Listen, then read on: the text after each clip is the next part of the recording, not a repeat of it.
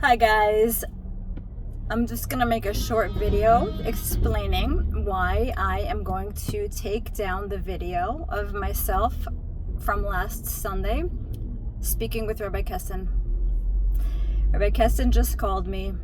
He said he's been getting a lot of feedback from people who are misconstruing his words, and he prefer that I take the video down because they're not understanding what he said about tikkun, about rectification, about the Jews, about the Christians, and he wants to make a follow-up video himself.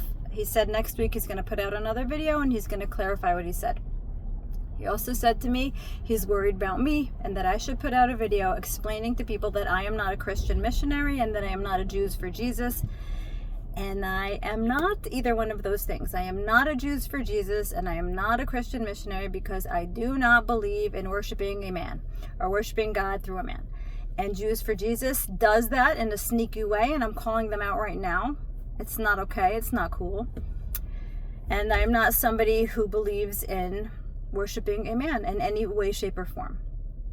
My intention is to understand what the life of Jesus was, why he was lied about, why he was made into a god,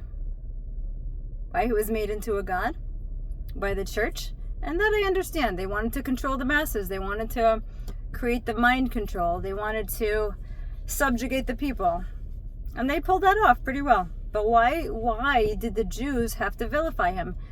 So I understood for a while that maybe they put a protection there in place. The rabbis thought that they had to make Jesus a villain to protect the Jews from false worship, from the false idol worship promoted by the church. But there's part of me that thinks there's more, because I understand since 2020 that the Erev Rav likes to create a smear campaign, likes to vilify people who they're the most terrified of. Whoever is a threat to exposing the Erev Rav, they create a smear campaign. So I was getting the sneaking suspicion that this was done to the life of Yeshua also, that he was called a Russia and he was called all these terrible things by the Jewish people, by the powers in the Jewish rabbinate, to vilify him, to villainize him. And my hunch, just me personally, my gut feeling, just my opinion, is that he didn't do anything wrong. I don't think he did. I could be wrong. But I'm just into noticing patterns and understanding the pattern recognition of what the Erev Rav does and what they did to Trump and what they do to Q and what they do to Kabbalah and how they defame and how they character smear, so that the people that are the number one threat to exposing them, this invisible enemy of humanity who wars on God, gets to be so character smeared that anyone who says that name, immediate red flags and bells and whistles, and people go nuts and lose their mind.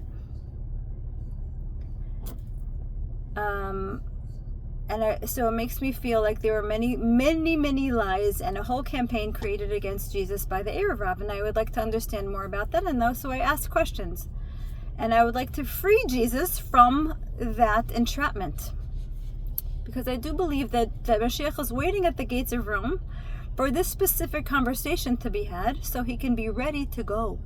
And what do we want right now more than Mashiach ready to go and ready to run and ready to come and ready to reveal the truth about everything to all of us?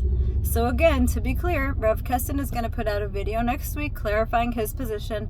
This video is me clarifying that I am not a Christian missionary. I am not a Jew for Jesus. I do not promote worshiping Jesus. I do not think Jesus is the Messiah. I don't know who the Messiah will be, but it's my feeling that it won't be Jesus again. I think it's going to be a brand new person. I want to understand the truth. That's always my intention. And I do think that once this bandage, once this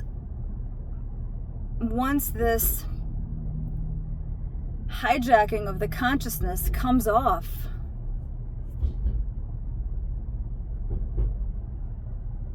it's going to be go time for Mashiach.